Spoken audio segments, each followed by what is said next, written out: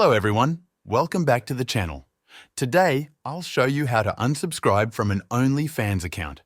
If you no longer want to continue a subscription, follow these simple steps to cancel it. First, open your web browser and go to onlyfans.com. Log in to your account using your username and password. Once you're logged in, navigate to the profile of the creator you're subscribed to.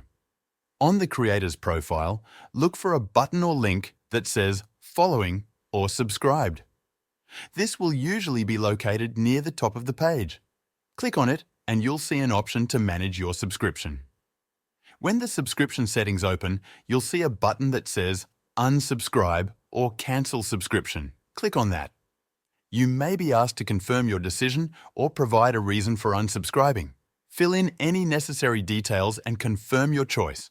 Once you've done this, your subscription will be cancelled and you won't be charged when the current billing cycle ends. Remember, you'll still have access to the content until the end of your paid subscription period.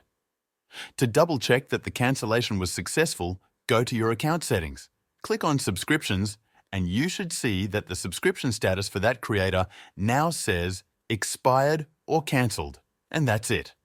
You've successfully unsubscribed from an OnlyFans profile. See you in the next video.